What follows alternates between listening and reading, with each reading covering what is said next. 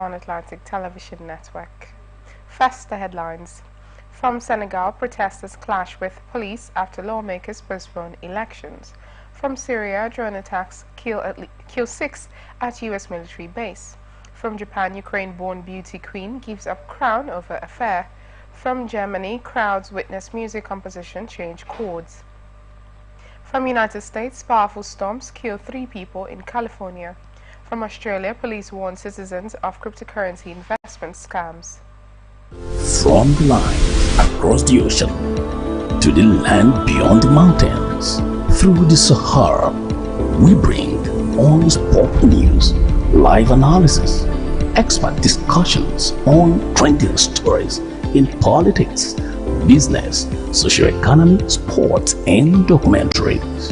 So catch all the updates on the happenings around the globe. Stay focused on the fact today, only on ATN. And now the news in details. Senegal's reputation as a bastion of democracy is an unstable region is on the line as protesters clash with police outside the National Assembly. Inside, lawmakers have passed a contentious bill to extend President Macky Sall's tenure and delay elections after he called off a planned election with just 3 weeks to go. Khalifa Sall, a leading opponent and a former mayor of Dakar, who is not related to the president, called the delay a constitutional coup and urged people to protest against it. His political coalition has vowed to go to court. Thierno Alassane Sall, another candidate, also no relation, called it high treason and urged his supporters to gather in front of the National Assembly to protest and remind MPs to stand on the right side of history. The proposal needed the support of 3/5 of 165 deputies to pass. The ruling Beno Bokk-Yakaar coalition, of which President Sall's Alliance for the Republic Party is part, has a slight majority in parliament. There was a heated atmosphere in the chamber, and it was reported that some opposition MPs had been removed by security forces after they tried to block proceedings.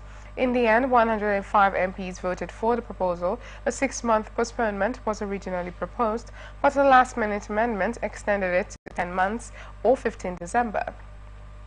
Mr. Sall reiterated that he was not planning to run for office again, but his critics accuse him of either trying to cling on to power or unfairly influencing whoever succeeds him.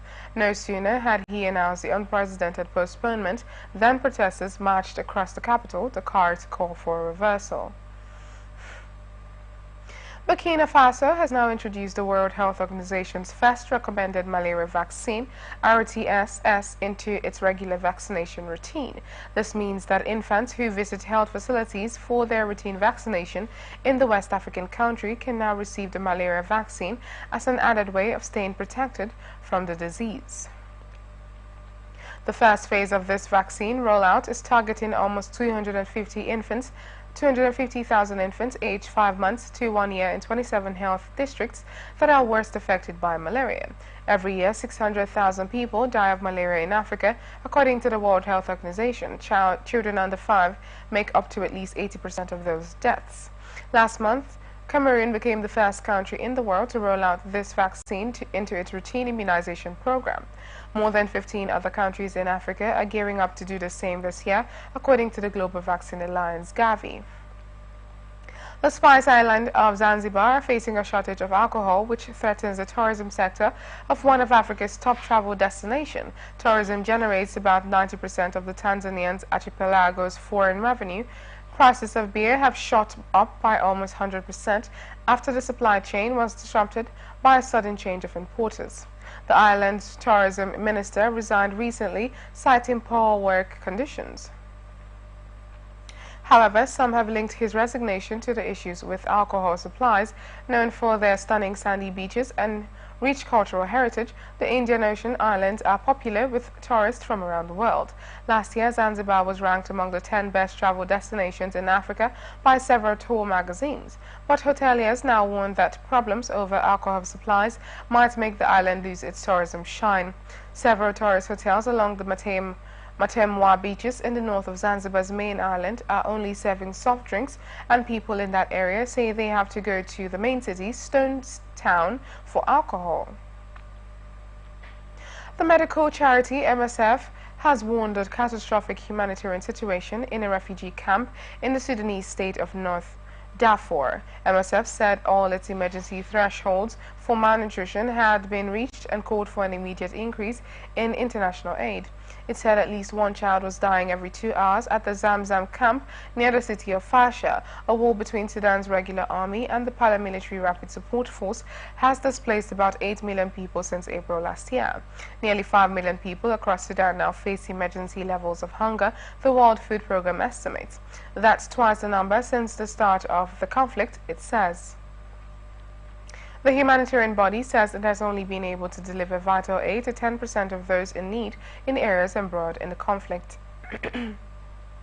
African leaders, mining experts and global investors are meeting in South Africa for the annual Mining Indaba or conference. Africa is home to about 30% of the world's mineral reserves, according to the United Nations. However, most of this wealth remains untapped. Africa has the potential to be the fulcrum of the global energy transition with mining at its core, said South Africa's President Cyril Ramaphosa during the opening ceremony of the 4-day event in Cape Town. Discussions will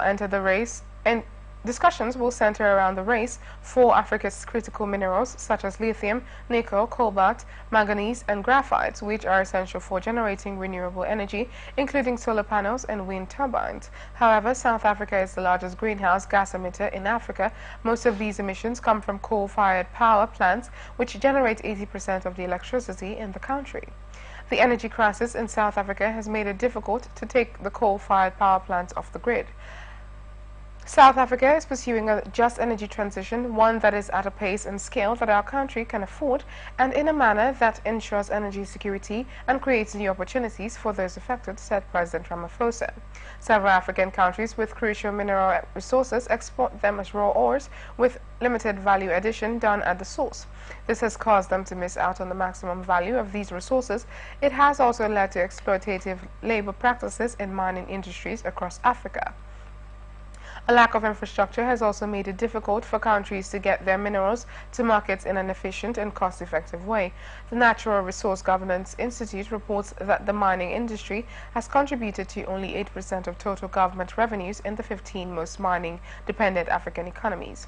African government will therefore be expected to demand more bargaining power during this conference and negotiate greater value for their resources. Morocco is planning on passing new laws and strengthening penalties to combat art forgeries in order to protect a multi-million-dollar art market that officials believe will continue to grow. The North African nation's chief prosecutor on Monday kicked off a series of meetings with the country's Ministry of Culture and the National Foundation of Museums to discuss methods and practices to better police and detect forged paintings and artworks, including handing down harsher sentences and better regulating auction houses.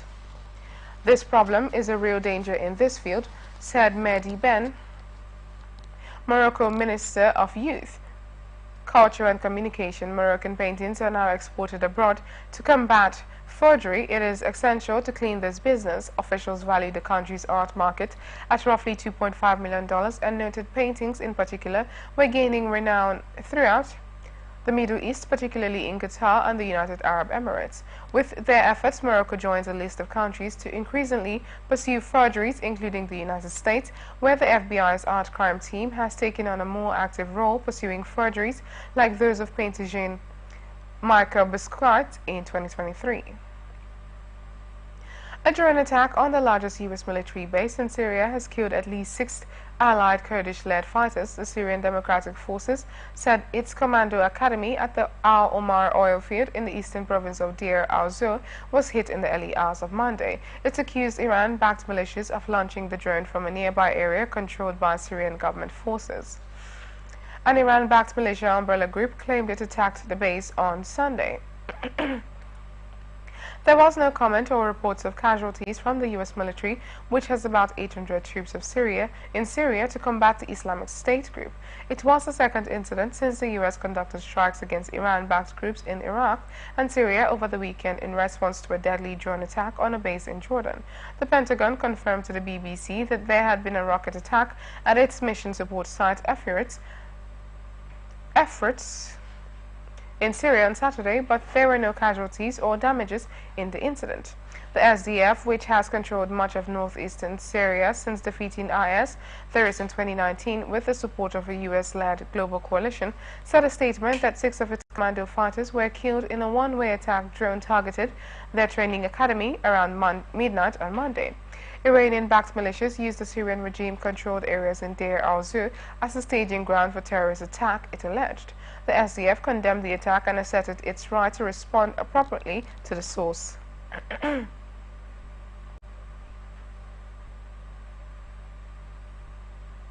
The Ukraine-born winner of the Miss Japan beauty pageant has given up her crown after a tabloid report revealed her affair with a married man. Karolina Shino, 26, was crowned Miss Japan 2 weeks ago, but her win sparked public debate due to her heritage. While some welcomed the naturalized citizen's crowning, others said she didn't represent traditional Japanese beauty ideals. Amid the furor, a local magazine published an expose alleging an affair. The article in the Shukan version reported that Ms. Shino had engaged in a relationship with a married influencer and doctor.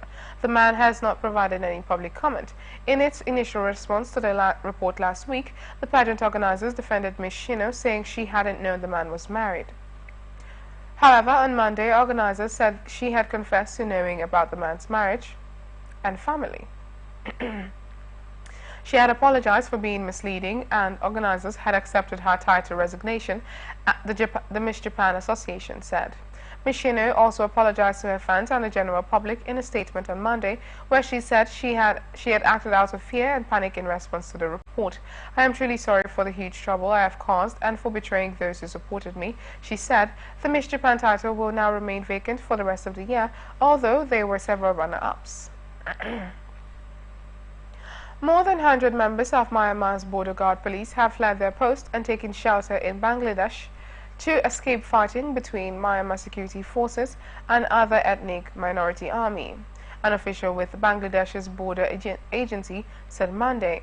It is the first time that Myanmar's forces have been known to flee into Bangladesh since an alliance of ethnic minority armies in Myanmar launched an offensive against the military. Government last year, Shariful Islam spokesperson for Border Guard Bangladesh said Myanmar forces entered over the past 2 days during fighting with the Arakan army in Myanmar's Rakhine state bordering Bangladesh. The 103 troops entered through the Tombru border in Bandaban district, he said. They have been disarmed and taken to safe places, he said. Myanmar's military government had no immediate comment. Also on Monday, Bangladeshi media said 2 persons, a Bangladeshi woman and a Rohingya refugee, were killed in shelling from Myanmar after a house in Bandaban was hit. Bangladesh's Law Minister Anis Ul Haq told Parliament that Prime Minister Sheikh Hasina had instructed the military and paramilitary bodyguards to have patience in dealing with detentions across the border. Bangladesh is observing the situation closely and steps will be taken, the United News of Bangladesh agency quoted him as saying. Bangladesh's Foreign Minister Hassan Mahmud said Monday that Myanmar's ambassador to Bangladesh, Yu Aung Kyaw Moe, and Deputy Foreign Minister Yu Luing O told Bangladesh's Ministry of Foreign Affairs that they would take back their troops sheltered in Bangladesh. The ministry also sent a note verbal to the Myanmar envoy in Dhaka protesting bullets and mortar shells from Myanmar landing in Bangladesh. The Arakan Army is the military wing of the Rakhine ethnic minority that seeks autonomy from Myanmar's central government. It has been attacking army outposts in the western states since November. It is part of an alliance of ethnic minority armies that launched an offensive in October and gained strategic territory in Myanmar's northeast, bordering China. Its success was seen as a major defeat for the military government, which seized power in February 2021 from the elected government of Aung San Suu Kyi and is now embroiled in a wide-ranging civil war. A Chinese state investment fund has promised to expand its purchases of stock index funds to help markets that have been surging under heavy selling pressure from a property crisis and slowing economy. Shares logged moderate gains on Tuesday after the announcement by Central Huijin Investment, a Chinese sovereign fund, that owns China's state-run bank and other big government-controlled enterprises. The fund has stepped up buying of shares in big state-owned banks and other companies to counter heavy selling pressure in the Chinese markets. On Monday, benchmarks in Shanghai and the smaller markets in Shenzhen bounced between small gains and big losses, while share prices of state-run banks and other big companies rose. The move followed warnings by the market regulator of a crackdown on market manipulation, insider trading and other abuses, and promises to protect smaller investors who usually account for the majority of trading in Chinese markets. The market watchdog, the China Securities Regulatory Commission, welcomed the announcement, saying that share prices at a historically low level highlights their medium and long-term investment value. We firmly support Central Huijin to continue to increase the scale and intensity of its holdings, and will create more convenient conditions and smoother channels for its market entry operations, it said in a statement. It promised to make every effort to maintain the stable operation of the market. It said it also would facilitate share purchases by institutional investors such as public funds, private equity funds, security companies, social security funds, insurance institutions, and annuity funds, and encourage companies to increase share repurchases. It was unclear if the moves will suffice to turn the tide, but has taken the markets to 5-year lows despite a flurry of moves to instill confidence and support property developers whose financial woes after the government cracked down on excessive borrowing have been a major drag on the economy. By midday Tuesday, the Shanghai Composite Index was up to 0.8% and Hong Kong's Hang Seng had jumped 2.5%. The Shenzhen Share Index was 1.2% higher. The biggest gains in Hong Kong were in technology. Shares like e-commerce giant Alibaba, which surged 6.8%, and Adon added 5.1%. Millions of people across Turkey on Tuesday will mourn the loss of more than 53,000 friends, loved ones and neighbors in the country's catastrophic earthquake a year ago. To mark what it calls the disaster of the century, the government has arranged a series of events to commemorate the one-year anniversary of disaster in southern Turkey. In Antakya, the capital of the southern province of Hatay, a moment of silence and homage will be held beside the ruins of the 13th century Ulu Mosque at 4:17 a.m., the moment of the tremor struck. Hatay, which lies between the Mediterranean Sea and the Syrian border, was the worst affected of the 11 southern provinces hit by the 7.8 magnitude quake. Including the 6,000 people killed in neighboring Syria, the quake left more than 59,000 dead. In Antakya, people would throw flowers in the Orontes River that allows through the city and hear a local orchestra play in the wake of those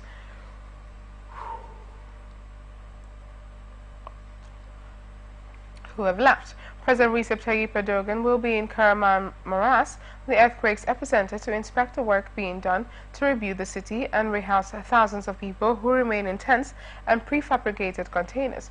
He will also take part in handing over completed homes to survivors and then spend the rest of the week touring other cities in the earthquake zone. Opposition politicians also are visiting the region en masse, with the Republican People's Party leader Özgür Özel attending the commemoration in Hatay before traveling to Gaziantep and Kahramanmaraş. The first publicly known cases have emerged of Russian authorities penalizing people under a court ruling that outlawed LGBTQ+ activism as extremism, Russian media and rights groups have reported, with at least 3 people who displayed rainbow-colored items receiving jail term or fines. The Supreme Court ruling in November banned what the government called the LGBTQ+ movement operating in Russia and labeled it as an extremist organization. The ruling was part of a crackdown on LGBTQ+ people in the increasingly conservative country, where traditional family values have become a cornerstone of President Vladimir Putin's 24-year rule. Russian laws prohibit public display of symbols of extremist organization and LGBTQ+ rights.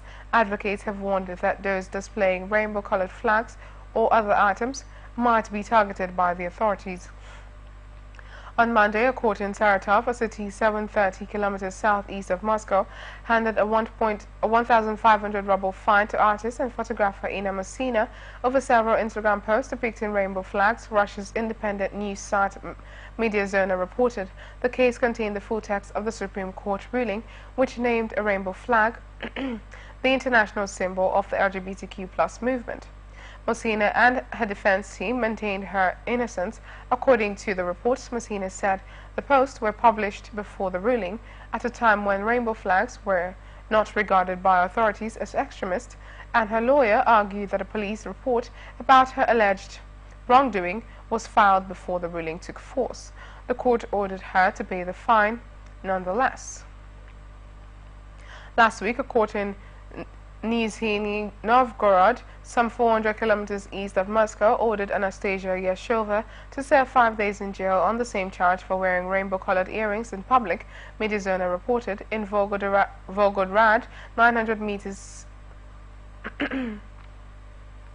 south of Moscow, a court fined a man 1,000 rubles for allegedly posting a rainbow flag on social media, local court officials reported Thursday, identifying the man only as Artyom P.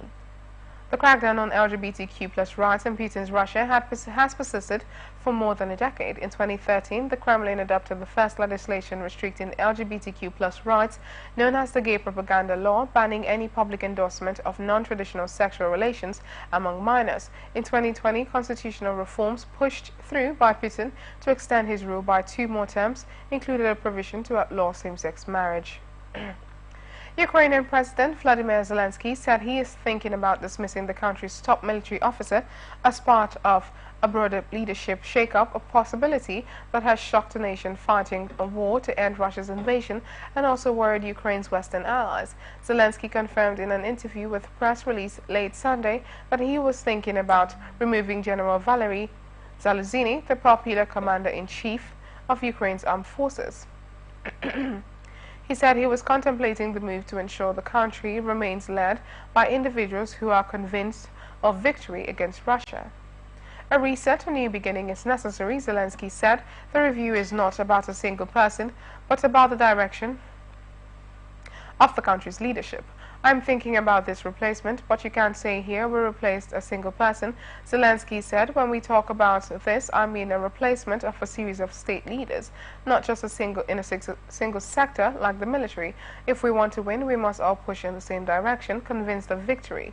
We cannot be discouraged, let our arms fall. We must have the right positive energy. Zelensky's comments were his first acknowledgement of Zaluzhny's possible firing.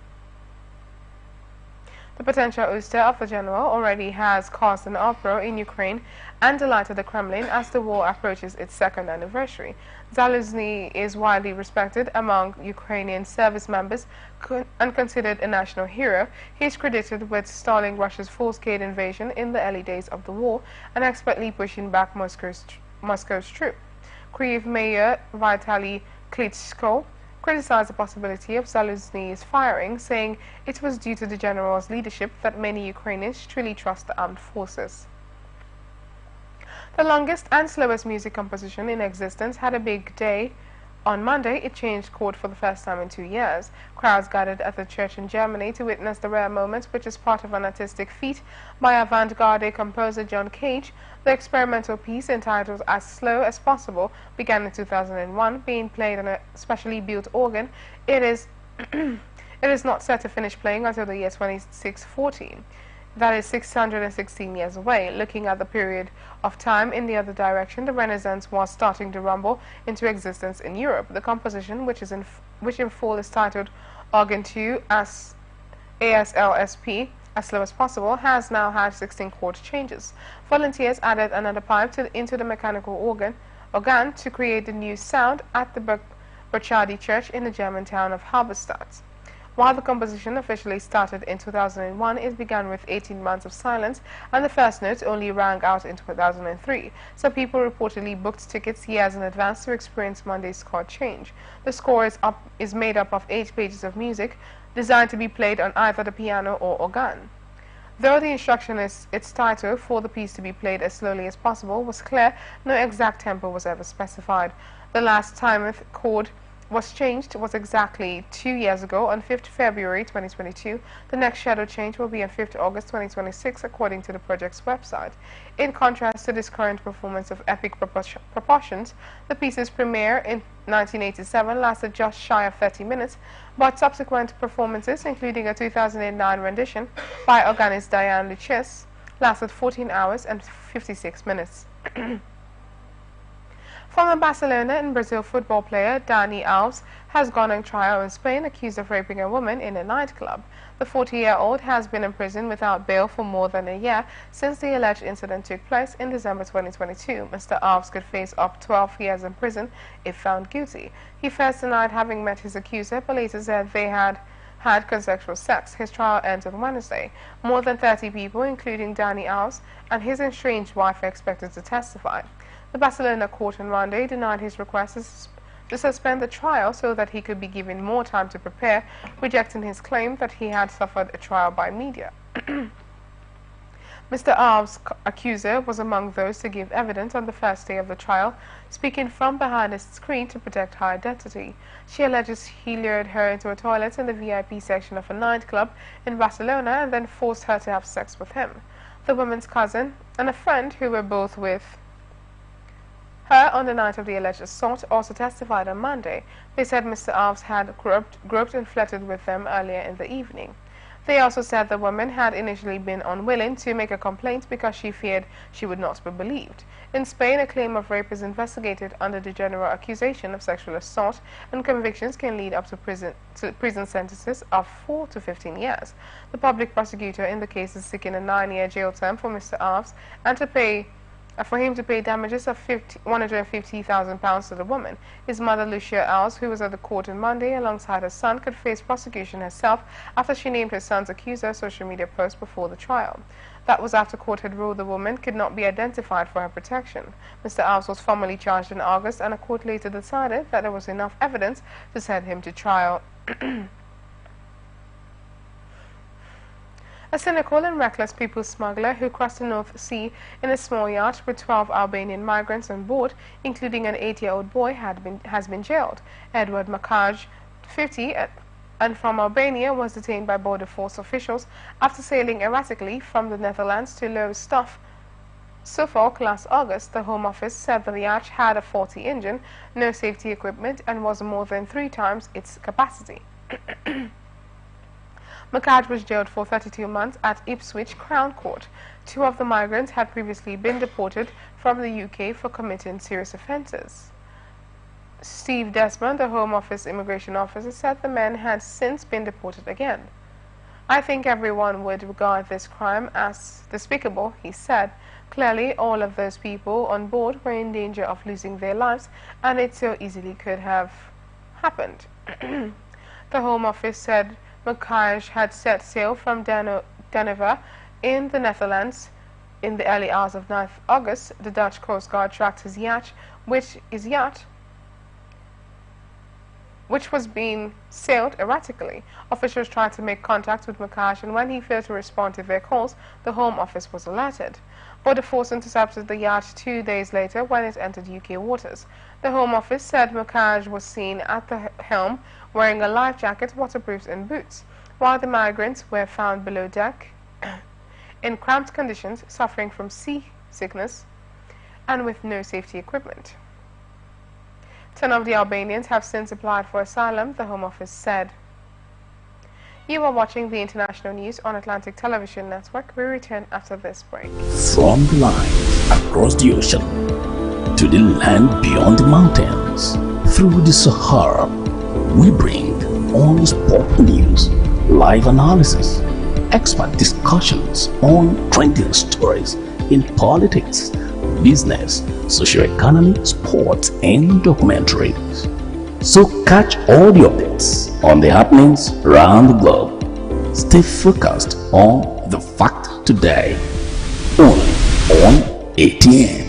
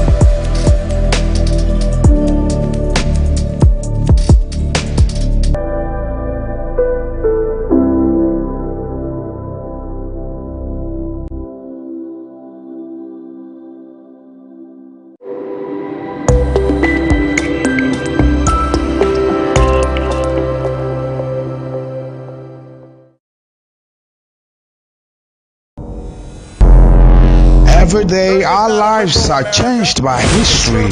We are one people, all of us. Leaders, politics, Nobody's ambition is what the blood. I have fought very firmly. natural occurrence, war, and the world economy. I belong to everybody and I belong to nobody. ATN covers it all on ATN Politics today.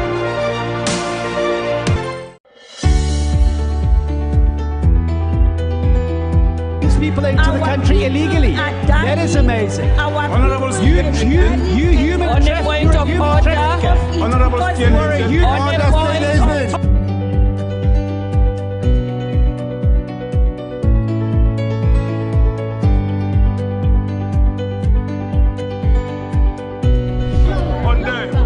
They are not picking our calls.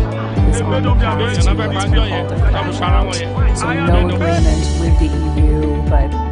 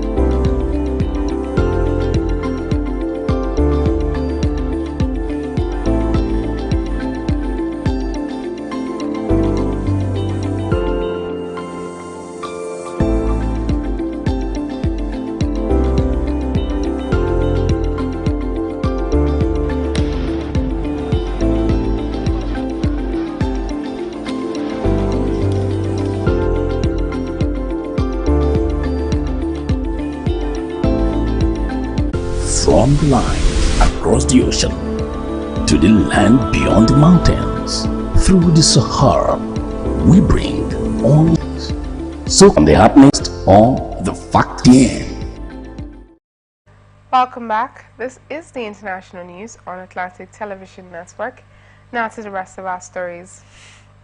Britain's King Charles III has been diagnosed with cancer and has begun treatment, Buckingham Palace said Monday.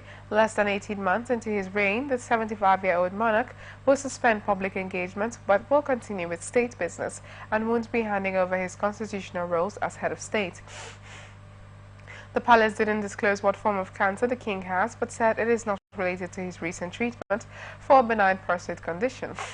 The palace said a separate issue of concern was noted during Charles's treatment for an enlarged prostate last month, when he spent 3 nights in a London hospital. Diagnostic tests have identified a form of cancer, it said in a statement. Prime Minister Rishi Sunak has been criticized by opposition parties for a bet over his Rwanda policy, asked by Talk TV Piers Morgan if he would bet £1,000 for a refugee charity that deportation flights would take off before the next election. The PM shook hands with him. Labour said it showed he was totally out of touch with working people. The SNP said it had reported Mr. Sunak for a potential breach of ministerial rules over the grotesque bet. The party's Cabinet Office spokeswoman Kirsty Blackman has written to the PM's independent advisor on Minister's Interest, Sir Laurie Magnus, and Cabinet Secretary Simon Case, calling for an investigation into whether Mr. Sunak broke the ministerial code. In her letter, she pointed to rules of state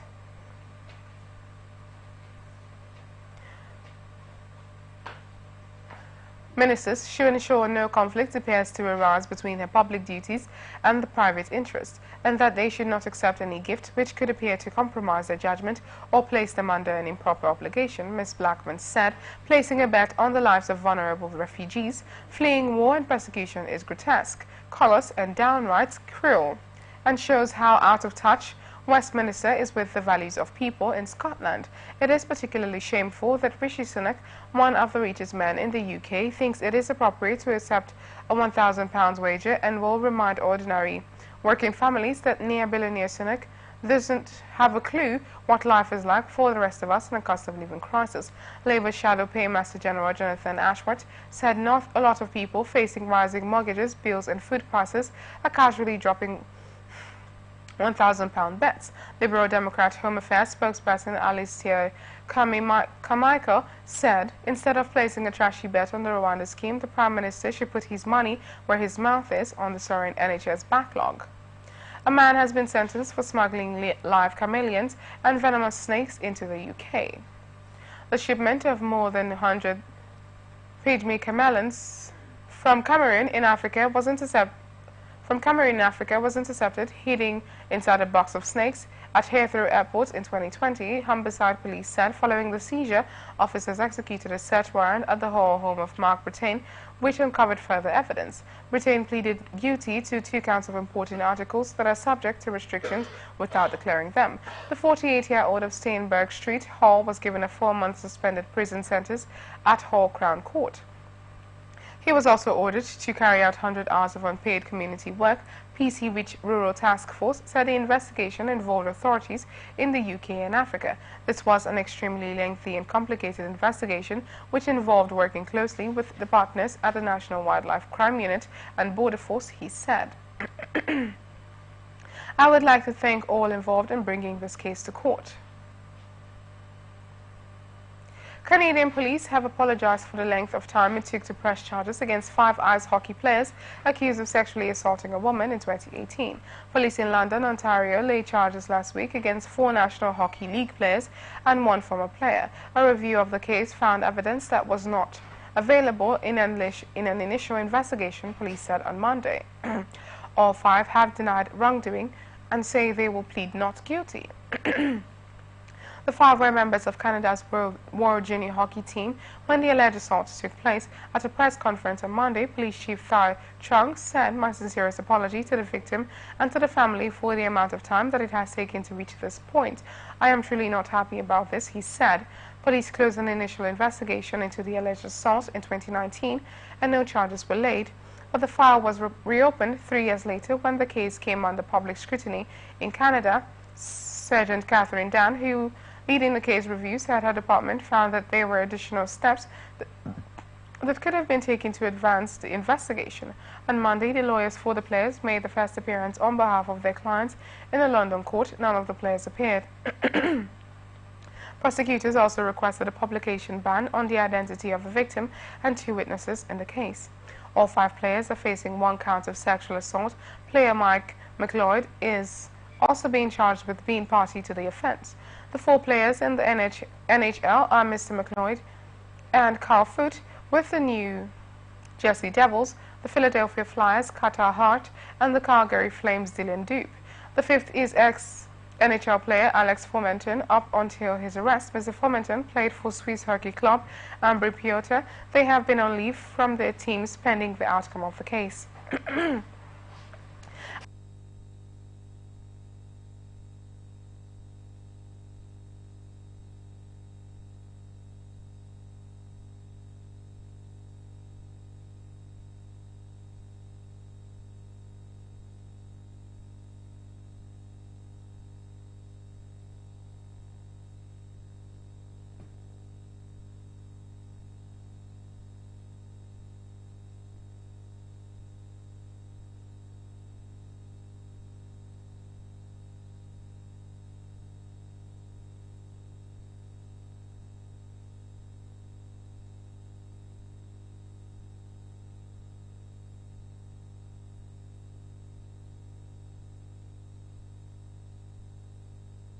Issued evacuation orders for some hilly neighborhoods in the south of the state, including in Los Angeles, where city leaders declared an emergency. It is now vital more than ever. Stay safe and off the roads, LA Mayor Karen Bass said on Monday. Only leave your house if it is absolutely necessary. Farther north, San Francisco, one of the hilliest cities in the world, and its surrounding areas have seen landslides. Nikki Haley, the last remaining serious challenger to Donald Trump for the Republican nomination, has formally requested Secret Service protection. The White House hopeful told the Wall Street Journal additional security was needed because of multiple issues. It is not going to stop me from doing what I need to do, she told the paper. Ms. Haley, who trails in opinion polls to Mr. Trump, has been urged by the ex-president to exit the race and unify the party against Democrat Joe Biden. Ms. Haley, a former UN ambassador and South Carolina governor, currently uses personal security while campaigning. Local police are also present at events. When you do something like this, you get threats, she told reporters on the trail in South Carolina last week. It is just a reality. That's not going to deter me, she said. Does it mean we have to put a few more bodies around this? Yes, that's fine. Any decision to provide her with Secret Service security detail would be made by the U.S. Secretary of Homeland Security, who would first confer with a joint congressional committee. The media has contacted the Homeland Security Department for comment. Ms. Haley's home was recently targeted by swatting hoax in which a call to emergency services is made by someone trying to trigger a response from a heavily armed police squad. She said that she was not home at the time, but her elderly parents were there with a caregiver. Protesters have shown up at Ms. Haley's campaign events to criticize her support for Israel and Ukraine. Secret Service protection is granted to major candidates under federal law, usually when they look certain to become their party's nominee. As a former U.S. president, Mr. Trump gets Secret Service protection for life. A franchisee fast food giant McDonald's has agreed to pay a teenage girl $4.4 million to settle her lawsuit over having been sexually assaulted by a Pittsburgh area restaurant manager who was a registered sex offender, the victim's lawyers announced on Monday. The deal between the girl, who was 14 at the time of the 2021 sexual assault, and McDonald's franchisee Rise Enterprises, LLC, compensated her for the attack by Walter A. Garner in the restaurant bathroom.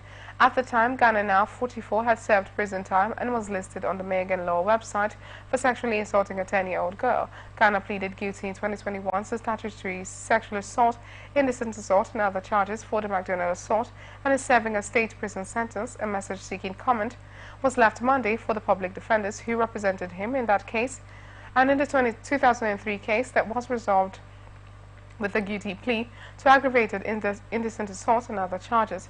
The lawsuit helped prompt an October 2021 strike by workers in 12 U.S. cities, an effort to get the company to better address what they describe as an ongoing problem of sexual harassment and violence in McDonald's stores. Through a McDonald's spokesperson, Rise Enterprises said it fired Garner as soon as they learned of the allegations against him in 2021. Since then, we've redoubled our efforts to ensure a positive and respectful experience for all employees in our restaurants, and our organization maintains a zero-tolerance policy for harassment of any kind, Rice Enterprises said in an email statement. The company said it puts new hires through safe and respectful workplace training and has enhanced security. The employee was 14 when she began working at McDonald's in Bethel Park in October 2020. She said she had no training on sexual harassment or how to report it. Gunner made sexual comments to her and touched her inappropriately before the bathroom sexual assault in mid-February 2021, according to the lawsuit. 4 bus and taxi drivers were killed Monday following apparently coordinated attacks by gunmen in the city of Chilpancingo, the capital of the southern Pacific coast state of Guerrero. Drug gangs battling for control in the state have long been known to kill people for not paying protection fees, including drivers. In January, drivers in Acapulco and in the colonial city of Tasco staged strikes to protest the killings of their colleagues. State prosecutors said they are investigating the killings Monday on streets and roads around Chilpancingo and have received reinforcement from the Army and National Guard. The prosecutors said the victims were members of the transportation industry but did not specify how many drove taxis and how many drove buses. Local media reported that at least 2 of the dead were drivers of privately owned bus, like minivans, who were shot aboard their vehicles. Transportation workers are frequently shaken down for protection payments by drug gangs throughout Guerrero State. Some drivers are also sometimes forced to work for the gangs under threat. That is despite the fact that more Army and National Guard troops have been dispatched to Guerrero, which was hit by Category 5 Hurricane Otis in October, than to any other state in Mexico. In late January, the tourist town of Tasco endured a days-long strike by private taxi and van drivers who suffered threats from one of several drug gangs fighting for control of the area. The situation was so bad that police had to give people rides in the back of their patrol vehicles. Earlier in January, the main Acapulco Chamber of Commerce reported that gang threats and attacks caused about 90% of the city's passenger vans to stop running, affecting the resort's main form of transport.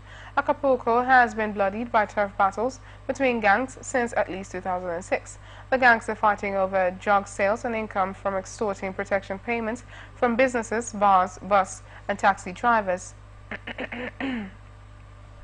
Protests shut down major cities in Haiti on Monday as demonstrators clashed with police and demanded the resignation of Prime Minister Ariel Henry. Banks, schools, and government agencies closed in Haiti's northern and southern regions, while protesters blocked main routes with blazing tires and paralyzed public transportation, according to local media reports. Smaller demonstrations took place in the capital of Port-au-Prince, where dozens of protesters gathered in front of Henry's office before police fired tear gas, dispersing the crowd.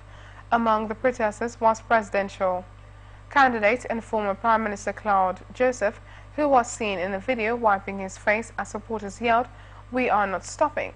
At least 3 days of protests culminating on Wednesday are expected across Haiti, with February 7 considered the supposed deadline for Henry to resign.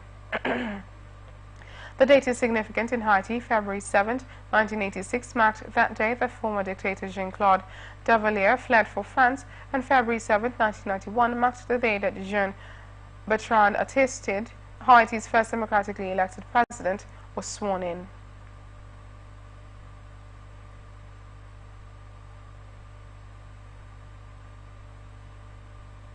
Northern Territory Police have warned that cryptocurrency investment scams are the biggest cause of financial harm to people there, with one resident losing nearly $5 million to one scam. The massive loss was revealed in a submission to a federal inquiry on law enforcement capability around cybercrime. NT Police said residents in the territory had suffered significant losses ranging from hundreds of thousands of dollars to the $4.98 million lost by one person in 2022. It is important to note that whilst for many victims who lose less than $100,000, the impact of such a loss is still very significant to the individual and their family, NT Police said in the submission. It is extremely difficult for police to recover funds once they have been transferred to these fake investment companies. The level of personal harm through anguish and embarrassment leads to distinct underreporting of these events. Banks, police, regulators, and social media platforms are all struggling to stop the scourge of investment scams in the past few years. The scammers often use a fake celebrity endorsement in fake news articles to promote a scheme promising high returns only to result in people losing massive amounts of money.